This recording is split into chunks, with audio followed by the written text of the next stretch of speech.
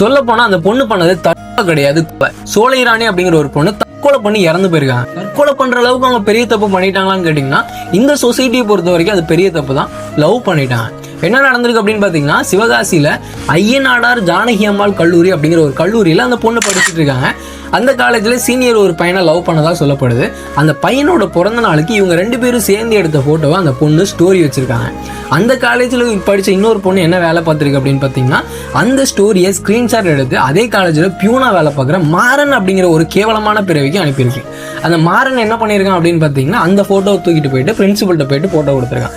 Principal அப்படிங்கிறவன் கொஞ்சம் கூட அறிவில்லாதவனா இருப்பான் அப்படின்னு நினைக்கிறேன். கொஞ்சம் ஒரு சின்ன பிள்ளைக்கு இருக்கிற மெச்சூரிட்டி கூட அவனுக்கு இருக்காது போல எனக்கு தெரியுது. அவன் என்ன பண்ணியிருக்கான் அப்படின்னு பார்த்தீங்கன்னா, நான் இன்வெஸ்டிகேஷன் பண்ண போகிறேன்னு சொல்லிட்டு அந்த பொண்ணை போட்டு அவ்வளோ டார்ச்சர் பண்ணியிருக்கான். அதுக்கப்புறம் அவங்க அம்மாவை கூப்பிட்டுட்டு வந்து அவங்க அம்மாவையும் அசிங்கப்படுத்தியிருக்கான். இதனால் அந்த பொண்ணு ரொம்ப மனவேதனைப்பட்டு என்ன பண்ணியிருக்காங்க அப்படின்னு பார்த்தீங்கன்னா, அவன் எங்கள் அம்மாவெல்லாம் அசிங்கப்படுத்திட்டான், என்னால் எங்கள் அம்மாவுக்கு ரொம்ப கஷ்டமாக போச்சு, எங்கள் அம்மா என்னால் அவமானப்பட்டுட்டாங்க அப்படின்னு சொல்லிட்டு நிறைய மெசேஜ் அந்த பொண்ணோட லவருக்கு அனுப்பிவிட்டு அந்த பொண்ணு தற்கொலை பண்ணி இறந்தே போயிட்டாங்க. எனக்கு ஒரு விஷயம் புரியவே இல்லை. ஒரு காலேஜில் பிரின்சிபல் போஸ்டிங்கில் இருக்கானா, அவன் படித்து தான் வந்திருப்பானா, கொஞ்சமாச்சும் அறிவு இருக்குமா என்னன்னு எனக்கு சத்தியமாக தெரில. ஒருத்தங்க லவ் பண்ணுறாங்க அப்படின்னா அது அவங்களுடைய தனிப்பட்ட விஷயம். இதில் இவன் எதுக்கு தலையிடுறான்னு எனக்கு சத்தியமாக புரியல. ஒரு 2 பேர் லவ் பண்ணுறதுங்கிறது அவ்வளோ கேவலமான விஷயமா? லவ் அப்படிங்கிறது எல்லாருக்கும் வரக்கூடிய ஒரு ஃபீலிங்ஸ், சரிங்களா? இதில் என்ன தப்பு இருக்குது? இதை எதுக்கு இவ்வளோ கேவலமாக பார்க்கணும்? எதுக்கு கண்டிக்கணும்? அவங்க அம்மாவை கூப்பிட்டு எதுக்கு அசிங்கப்படுத்தணும்? சத்தியமாக புரியல.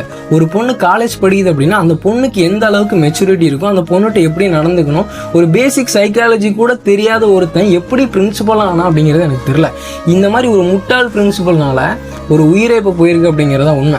அந்த பொண்ணு அந்த பையனை எவ்வளோ உண்மையாக லவ் பண்ணியிருக்கு தெரியுமா? கடைசி அந்த பொண்ணு மெசேஜ் பண்ணியிருக்கு, நீ இல்லாமல் என்னால் இருக்க முடியாது மாமா, எங்கள் அம்மாவே என்னால் அசிங்கப்படுத்திட்டு இந்த உலகத்தில் என்னால் இருக்க முடியாது, அடுத்த ஜென்மம்னு ஒன்று இருந்துச்சுன்னா நம்ம சேர்ந்து வாழலாம் அப்படிங்கிற மாதிரி மெசேஜ் பண்ணிவிட்டு அந்த பொண்ணு பண்ணிவிட்டு இறந்து போயிருக்கு.